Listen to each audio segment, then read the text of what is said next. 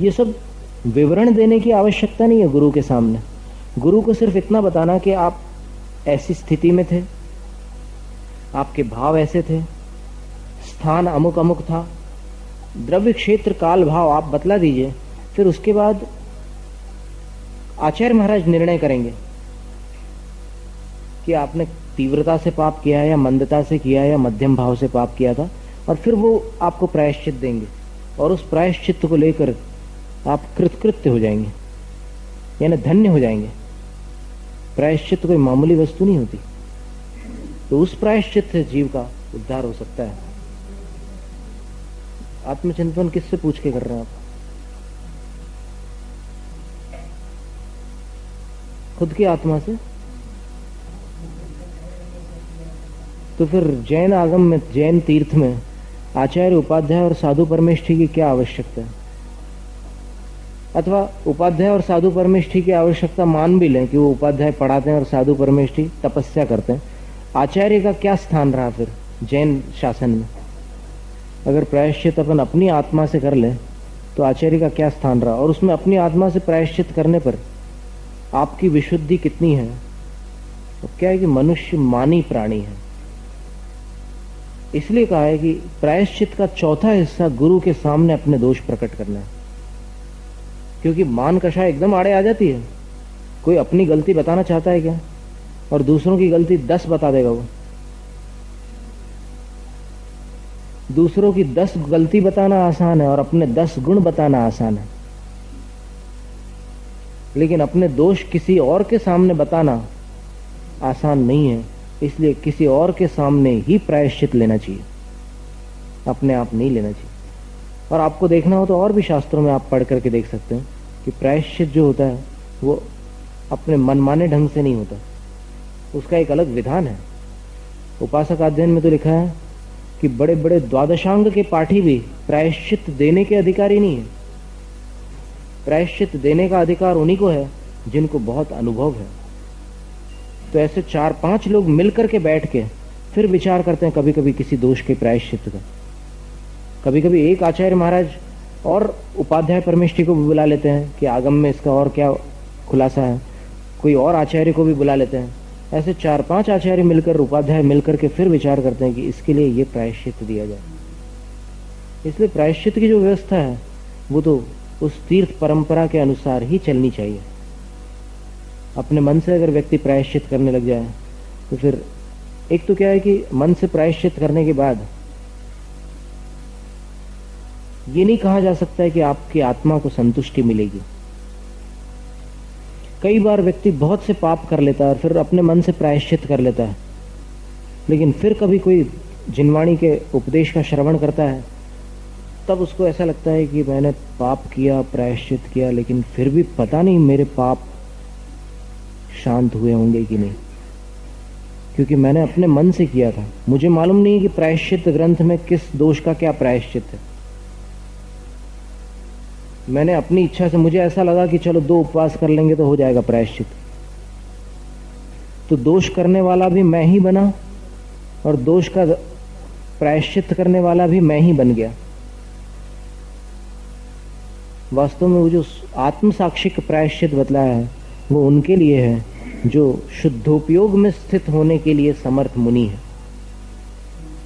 जो उधर चले जाते हैं तीसरी भूमिका में, उनके लिए वह शुद्धोपयोगी स्वाध्याय है, वही ध्यान है, वही प्रायश्चित है, वही सब कुछ है, वही स्वाध्याय है। नियमसार ग्रंथ में बताया है इसके बारे में। तो इसलिए ये व्यवस्था जो है इसको विधिवत चलने देना चाहिए।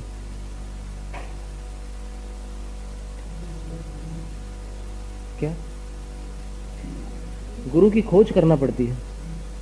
गुरु उपलब्ध नहीं होते ऐसा कहना तो बिल्कुल ही आगम विरुद्ध कथन है। क्योंकि अभी हम आपको अष्टपहाड़ और कई ग्रंथ दिखला सकते हैं कि जिसमें बतलाया कि पंचम काल के अंत तक गुरु उपलब्ध होंगे। अपने को नहीं हो रहे हैं ऐसा कह सकते हैं आप कि हमें नहीं हो रहा है, ये कहने में कोई आपत्ति नहीं है, लेकिन इस धरती पर गुरु उपलब्ध नहीं है ये कहना तो नितांत अनुचित है। तो मनुष्य पर्याय में ऐसे दुख प्राप्त हुए हैं जन्म संबंधी, और इसके बाद बालपनी में ज्ञान न लह्यो,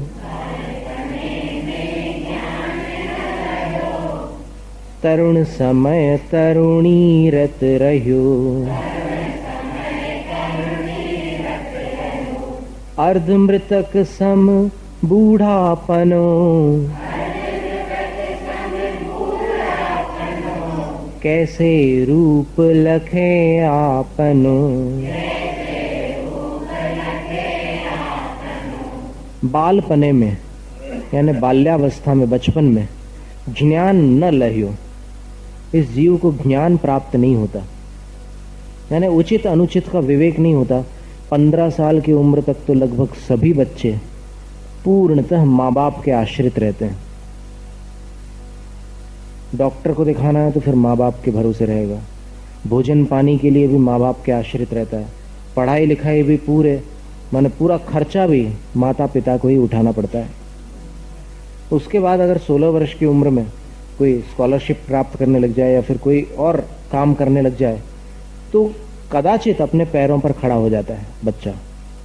16 वर्ष की उम्र में तरुण अवस्था में वो अपने पैरों पर खड़ा हो सकता है। और ब्रिटेन में, इंग्लैंड में, अमेरिका में और फिर और जो यूरोपीय देश हैं वहाँ पर ये पद्धति है कि माता पिता उसको 16 वर्ष की उम्र में किसी न किसी काम में लगा ही देते हैं। नहीं लगाते हैं तो फिर वो बच्चा माता पिता से कंप्लेंट करता है, शिकायत करता है कि अब हमारी उम्र 16 की हो रही है, आप क्या कर रहे हैं। ये परंपरा है वहां की। लेकिन वहां पर जो रिश्तों की गहराई है वो नहीं पाई जाती, यानी जो माता पिता की जो विनय है बालक के माध्यम से की जाने वाली, वो वहां पर नहीं पाई जाती। वो लोग छोड़ करके सेपरेट हो जाते हैं और फिर एल्डरली होम जो होता है वहां पर माँ बाप रहने लग जाते, वृद्धाश्रम में। और बच्चे जो हैं अब वहां तो ये दशा है कि शादियों की कोई गिनती नहीं है। और अभी हमने एक लेक्चर सुना था पोरबंदर में, किसी ने एक व्याख्यान दिया था, तो उस व्याख्यान में हमने ये सुना था कि एक कॉन्वेंट का अर्थ अभी जहां आज आप लोग बहुत उसको बहुमान की दृष्टि से देखते हैं, वहां फॉरेन कंट्रीज में कॉन्वेंट का अर्थ वो होता है कि जहां पर लावारिस बच्चों को रख करके उनका पालन पोषण और अध्ययन अध्यापन कराया जाता है। लावारिस बच्चे। तो किसी कॉन्वेंट में एक इंडियन बच्चा पढ़ने के लिए गया और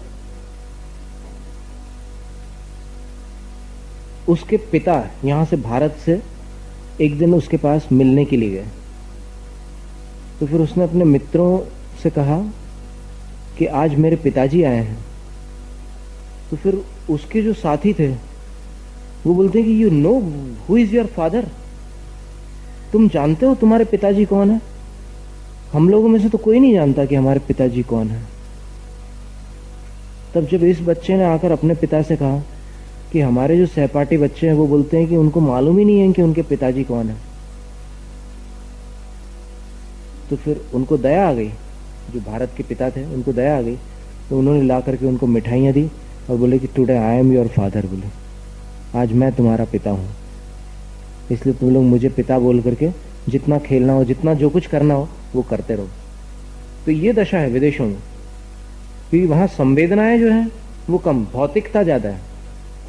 लेकिन आज भारत में भी वहाँ के टीवी चैनल्स के माध्यम से संवेदनाओं का ह्रास हो रहा है।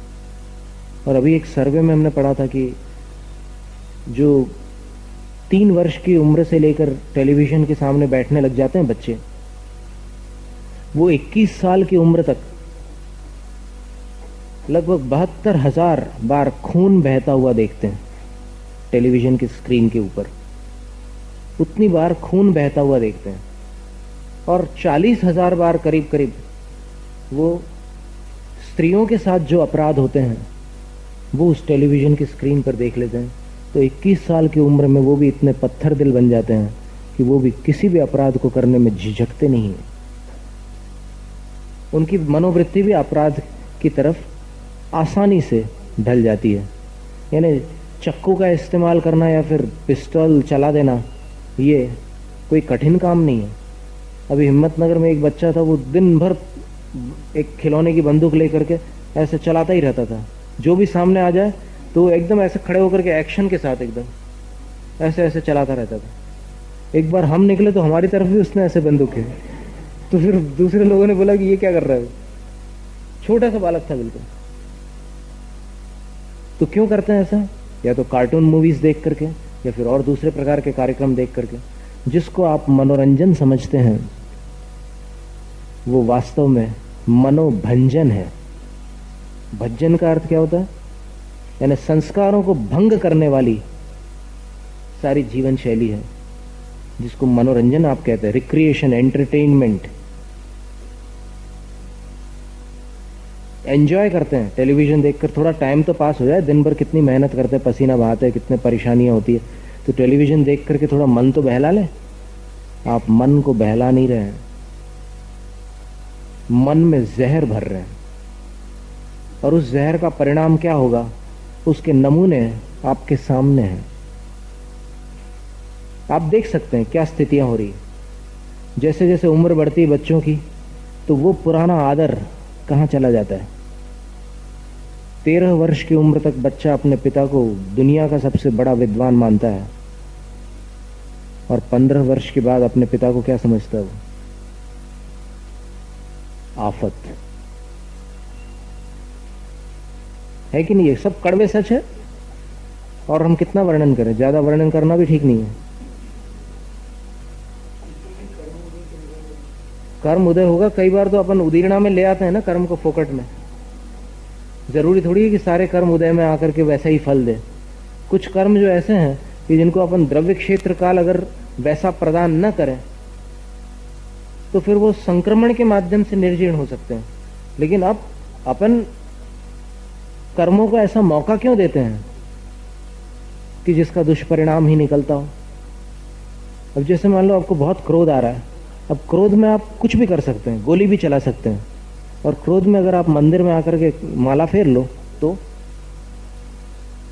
द्रव्य क्षेत्र काल भाव को बदलने से कर्म के फल में अंतर पड़ता है। इसीलिए उदय की परिभाषा सर्वार्थ सिद्धि ग्रंथ में आचार्य पूज्यपाद स्वामी ने दी है, द्रव्यादि निमित्त वशात कर्मण फल प्राप्तिरुदय। द्रव्यादिक निमित्त के प्रभाव से कर्म के फल की प्राप्ति का नाम उदय है। नरकों में साता का उदय किस काम का? उसी प्रकार अपन मनुष्य पर्याय में भी अगर कोई अशुभ कर्म आ रहा है उदय में, अपने को संकेत मिलते हैं। अशुभ कर्म जब उदय में आने वाला होता है तो फिर संकेत को देखकर ही संभल जाओ। कैसे संभल जाओ? जैसे मान लो आपका सुबह से दिन खराब जा रहा है, तो फिर शाम तक क्यों खराब जाने देते हो उस दिन को? खराब जा रहा हो तो 2-4 मालाएं ज्यादा फेर लो नमोकार मंत्र की। ऐसो पंच नमो यारो सब पाओ पणा से। जो खराब हो रहा है वो किससे हो रहा है? पाप से ही तो हो रहा है। और फिर अपने को पता है कि ऐसो पंच नमो यारो सब पाओ पणा से, जब पापों का नाशक है तो फिर उपाय करो। और ज्यादा अभिमान करने से कोई सार नहीं निकलने वाला। बड़े बड़े अभिमानी धूल में मिल जाते हैं। इस संसार में किसी की शक्ति हमेशा के लिए नहीं टिकती। वो तो सिर्फ अनंत शक्ति प्राप्त करने के बाद वो शाश्वत हो जाती है। उसके पहले की जितनी शक्तियां हैं वो सब क्षीण होने वाली है, नश्वर है। तो बालपने में ज्ञान न लह्यो, इसलिए उसके पास विवेक नहीं था। बच्चा है, पढ़ाई करता है, अच्छे नंबर लाता है, लेकिन एक उम्र तक उसके पास विवेक नहीं होता। क्या उचित है क्या अनुचित है उसको समझ में नहीं आता। तो उतना समय तो उसका वैसे ही निकल जाता है। और जब तरुण अवस्था आती है, किशोरावस्था, शरीर में परिवर्तन आते हैं, फिर बाद में जवानी आ जाती है। और जवानी आने पर तरुणी रत रही हो, माने शरीर में कुछ ऐसे रासायनिक पदार्थ सिक्रीट होते हैं, एंडोर्फिन्स बोलते हैं उसको, कि जिसके कारण बस उसकी एक ही तरफ रुचि ढल जाती है। लेकिन फिर उसका भी असर एक सीमा तक रहता है। और जब वो एंडोर्फिन्स की मात्रा घटती है तब तक जो समय निकल जाता है, बाद में जब उसको होश आता है तब उसको लगता है कि काश उस समय जब मेरे पास इतनी क्षमता थी, इतनी शक्ति थी और इतना उत्साह उमंग थी, तब मैं कुछ अच्छे काम कर लेता। मैंने केवल एक ही तरफ अपनी रुचि, तरुणी रत रही हूं, स्त्री पुरुष और पुरुष स्त्री, इसी में उसका मन लगा रहता है जवानी में, तो वो समय भी बिगड़ जाता है। और जब वृद्धावस्था आती है तब क्या दशा बनती है। वृद्धावस्था में वो सम्मान नहीं रहता जो पहले था। और भी बहुत सारे निराशाजनक बातें वृद्धावस्था में घटित होती है। जो पहले बहुत आदर देते थे वो अब धुतकारने लग जाते हैं।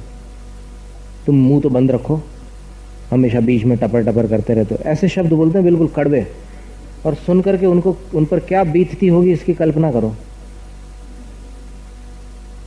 बहुत सुझाव देते रहते हो तुम हमेशा।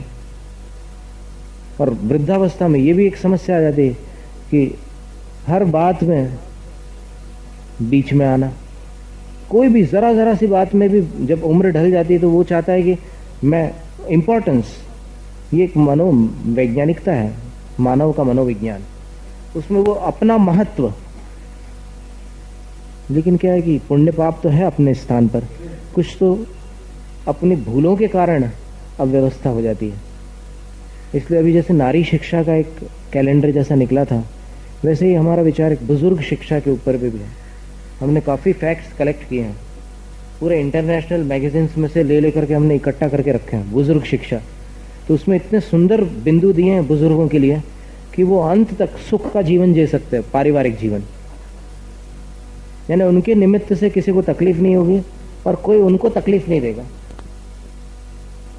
वर्णी जी तो कहते थे कि 60 साल की जिनकी उम्र हो गई है उनको तो आजीवन ब्रह्मचर्य ले ही लेना चाहिए।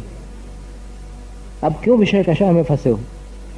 और फिर एक मौनप्रिय आचार्य आनंद सागर जी, शायद नाम है उनका, या उपाध्याय आनंद सागर जी होंगे, उनका कहना है कि जो प्रथम संतान के विवाह में स्वयं ब्रह्मचर्य व्रत ले लेता है उसको वृद्धावस्था के कष्ट उस जीवन में प्राप्त नहीं हो सकते। इसका अर्थ ये नहीं कि बुढ़ापे के पहले ही निपट जाए, ये अर्थ नहीं है। बुढ़ापा आने पर भी वृद्धावस्था के जो क्लेश होते हैं वो उनको उस जीवन में प्राप्त नहीं होते। जो प्रथम संतान के विवाह होने पर ब्रह्मचर्य आजीवन धारण कर ले, उनकी बात, वो सिर्फ एक इच्छा, एक फितूरी है, एक भ्रम है कि इसके बिना मेरा काम नहीं चलेगा। आप संकल्प लेकर के देखो, सही मुहूर्त में व्रत लेकर के देखो कितनी शक्ति होती है व्रत में। उदय सुंदर दृष्टांत आता है एक पद्म पुराण में। वो शादी करने जा रहे थे और दीक्षा ले ली। अब शादी करने जाने वाले के अंदर कितना राग होता है इसकी कल्पना आपको, कई लोगों को होगी। लेकिन क्षण मात्र में जैसे ही विचार बदले, उन्होंने दीक्षा ले ली और दीक्षा इतने अच्छे ढंग से निभाई कि उसकी प्रशंसा के योग्य है। तो ऐसा होता है, परिवर्तन अपने अंदर आता है। द्रव्य क्षेत्र काल भाव अगर समुचित हो और आप कदम बढ़ा दें तो फिर आपका उद्धार हो सकता है। तो बचपन में ज्ञान नहीं प्राप्त हुआ, तरुण अवस्था में स्त्रियों में आसक्त रहा, और वृद्धावस्था जब आ गई तो अंतिम अवस्था जो होती है अर्ध मृतक सम बूढ़ापनो। पंडित जगन मोहन लाल जी कहते थे कि मुझे 2 लोग पकड़ करके लाते हैं तो मैं मंदिर आता हूं। ये वृद्धावस्था वास्तव में अर्ध मृतक सी अवस्था है। वृद्ध को 4 लोग उठाते हैं, वृद्ध को नहीं, मृतक को, और वृद्ध को 2 उठाते हैं, तो आधा हुआ कि नहीं। ऐसा उनका वो गणित लगाते थे कि देखो मेरे को इधर से ये है, एक हाथ पकड़ते हैं और इधर से एक हाथ ये पकड़ते हैं, और मर जाने के बाद कितने लोग उठाते हैं, कंधे पर उठाते हैं वो, वहां फिर हाथ पैरों का सवाल नहीं है, कंधे पर उठाते हैं। तो फिर मृतक 4 लोगों के द्वारा ले जाया जाता है और अर्ध मृतक 2 के द्वारा। और फिर उसके पहले की जो अवस्था होती है उसको थोड़ा और कम मान लो, लेकिन मृतक अवस्था के निकट जाने वाली अवस्था ही वृद्धावस्था है। बुढ़ापा कर्म जनित नहीं है। नहीं, बहुत सही प्रश्न है। 148 कर्म प्रकृतियों में वृद्धावस्था को उत्पन्न करने वाला कोई कर्म नहीं है। ये वृद्धावस्था एक रोग है, शास्त्रों में वृद्धावस्था को क्या कहा है? रोग कहा है। और रोग स्थूलता देखा जाए तो असाता के उदय से मान सकते हैं। असाता वेदनी और अस्थिर नाम कर्म के उदय से ये रोग पैदा होता है। बुढ़ापा जो है एक रोग है। तो अर्ध मृतक सम बूढ़ापनो, और उस समय कैसे रूप लखे आपनो। दर्पण तो लगे हैं घर में, लेकिन चेहरा कैसे देखें? ऐसी दशा हो गई है, दांत पूरे गिर गए हैं, आंखों से ठीक से दिखाई नहीं देता, कानों से सुनाई नहीं देता, शरीर पर इतनी झुर्रियां हैं कि जो पहले अंगूर के समान त्वचा थी अब किशमिश से भी बदतर हो गई है।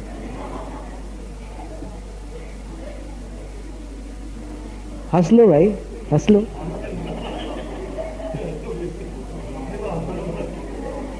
नहीं, आपको दृष्टांत पर हंसी आ रही है, लेकिन दार्ष्टान्त सुनोगे तो फिर रोना आएगा।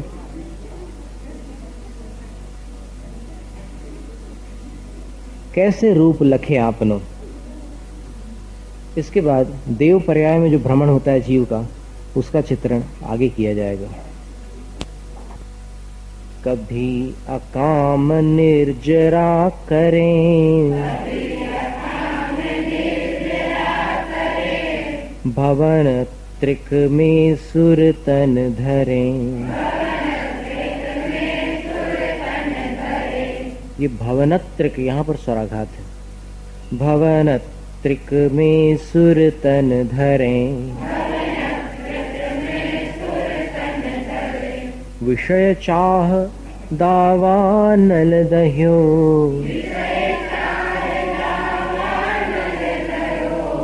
मरत विलाप करत दुख सहयो।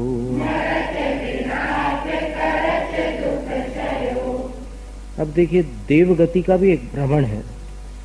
संसार भ्रमण में देवगति भी मिथ्या दृष्टि जीव को कई बार प्राप्त हो जाती है। और कैसे प्राप्त होती है? तो देवों में भवनत्रिक, ये तीन जो देवों के समूह होते हैं वो यहीं अधोलोक और मध्यलोक से संबंध रखने वाले हैं।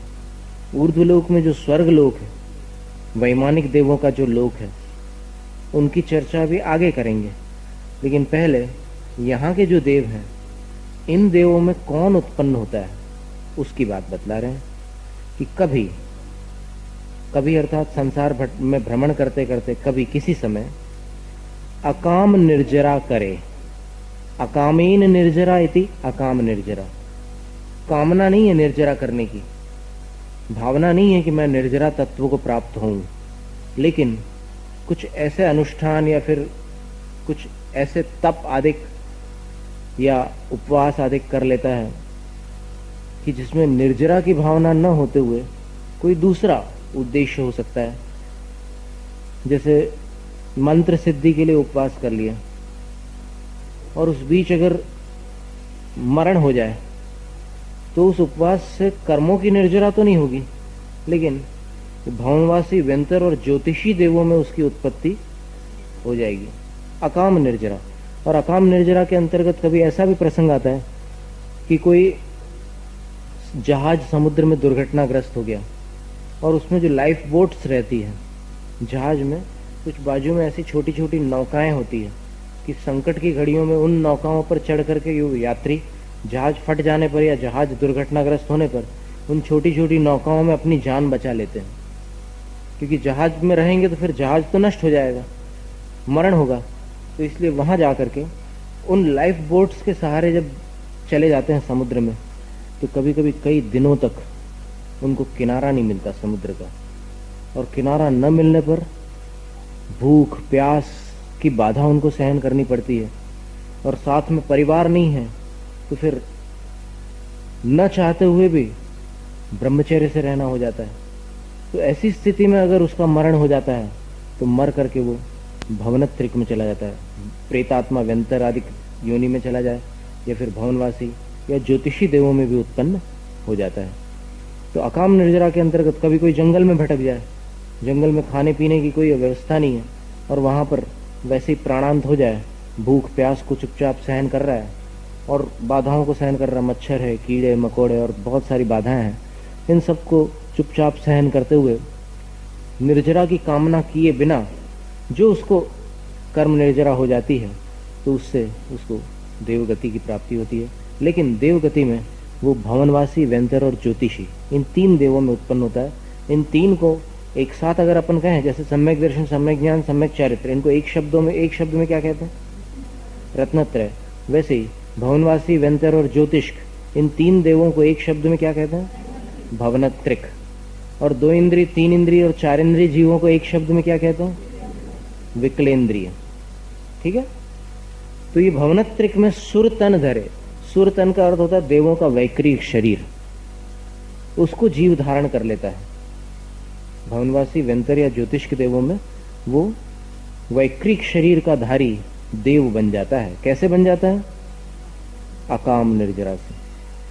अकाम निर्जरा, कभी किसी ने बंदी बना लिया, किसी को बंदी बना करके भूखा प्यासा रखा उसको, तो भूख प्यास में अगर उसका प्राणांत हो गया तो चुपचाप भूख प्यास सहन करने के कारण उसको इन्हीं देवों में जन्म प्राप्त हो जाता है। तो भवनत्रिक में सुरतन धरे। वैसे बाल तप है और अन्य भी कारण है देवगति के। यहाँ मुख्य रूप से अकाम निर्जरा से भवनवासी, व्यंतर और ज्योतिषियों में जन्म होने के कारण उसका उल्लेख किया है।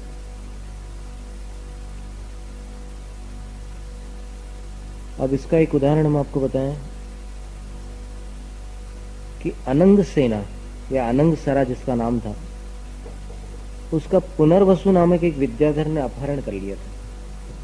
और उसके जो पिताजी थे अनंग सेना के, वो चक्रवर्ती थे, सर्वभूतानंद। और वो चक्रवर्ती जो थे चारों तरफ खोज करवाते हैं, लेकिन अनंग सेना प्राप्त नहीं होती। लेकिन कुछ विद्याधर उसके पीछे लग जाते हैं पुनर्वसु के। तो वो सोचता है कि अगर ये लोग मुझे पकड़ लेंगे तो चक्रवर्ती प्राण दंड देगा, क्योंकि चक्रवर्ती की पुत्री का मैंने अपहरण किया है। तो उसने उस कन्या को किसी घने जंगल में पर्ण लघ्वी विद्या के सहारे धीरे से नीचे उतार दिया और फिर ये यहाँ से बच निकला।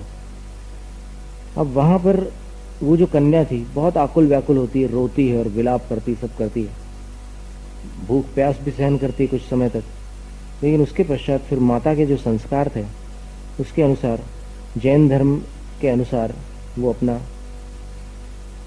क्रम बना लेती है कि सवेरे उठ करके ध्यान सामायिक करना, फिर जो फल मिले उनका भोजन एक समय पर करना, रात्रि भोजन न करना, और फिर झरने का पानी पीना, और फिर जो वस्त्र थे उसके वो चक्रवर्ती की 9 निधियों से प्राप्त होने वाले जो पदार्थ होते हैं वो बहुत सुंदर और फिर बहुत टिकाऊ होते हैं। तो लंबे समय तक उसके पास जो साड़ी थी उसी में वो रही और फिर वो साड़ी खराब नहीं हुई, बहुत समय बीत गया। तो इस प्रकार क्रम उसने जारी रखा और फिर उपवास भी करती थी बीच बीच में, अष्टमी चतुर्दशी के उपवास, और फिर कभी कभी एक उपवास, कभी बेला तेला, इस प्रकार से करते करते उसने बहुत समय तक तपस्या की। और फिर तपस्या करते करते जब वर्ष बीत गए, शताब्दियां बीत गई, और जब 3000 वर्ष पूरे हुए, तब उसको लगा कि अब आयु भी समाप्त होने की स्थिति में है, इसलिए मुझे एक न्यास कर लेना चाहिए, संन्यास, क्षेत्र न्यास कर लेना चाहिए। उसने 100 हाथ की या 100 धनुष की मर्यादा बना करके बाकी बाहर जाने का त्याग कर दिया और वहां पर रहने लगी। और वहां रहते रहते उसने सल्लेखना की विधि को अपना करके 7 उपवास किए। और तभी चक्रवर्ती का जो सेवक, जो हजारों सालों से ढूंढ रहा था, एक सेवक वहां आ गया और फिर उसने वस्त्र देख करके पहचान लिया कि वही अनंगसरा है, चक्रवर्ती की पुत्री। तो फिर उसने जाकर के चक्रवर्ती को खबर दी। तो चक्रवर्ती अपने पुत्रों के साथ वहां आया। लेकिन इस बीच क्या हुआ कि एक मोटा अजगर उस अनंगसरा को निगल गया। अब निगल गया तो क्या हुआ कि थोड़ा शरीर बाकी रह गया था, उसने पैरों से निगला था उसको। तो पैरों से निगला था तो ऊपर का जो हिस्सा था वो उसके मुंह के बाहर था। जैसे ही चक्रवर्ती ने देखा कि अजगर उसको निगल रहा है तो उसने अपनी तलवार निकाली, क्योंकि अजगर से बचाना चक्रवर्ती के लिए कोई बड़ी बात नहीं थी। अगर अजगर के शरीर से बाहर उसको निकाल लेते तो वो बच जाती, लेकिन अगर अजगर एक बार निगल करके पेड़ों से लिपट जाए तो फिर वो अंदर पूरा चकनाचूर हो जाएगा।